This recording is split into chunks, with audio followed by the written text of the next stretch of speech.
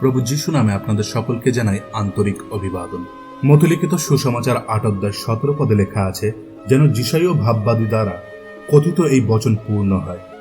তিনি আপনি আমাদের দুর্বলতা সকল গ্রহণ করিলেন ও ব্যাধি সকল বহন করিলেন। আমরা চেষ্টা করি দীর্ঘায়ু হতে, কিন্তু আমাদের বাড়ন্ত বয়স ও রোগ ভোগ মৃত্যুর দিকে আমাদেরকে নিয়ে যায়। বিজ্ঞানের প্রসার ও মানুষের আশ্চর্য জ্ঞান ভিন্ন ভিন্ন ঔষধ তৈরি করছে, বিভিন্ন রোগ প্রতিকার করছে, কিন্তু এই সকল কিছু মৃত্যুর নিশ্চয়তাকে রোধ করতে পারে না।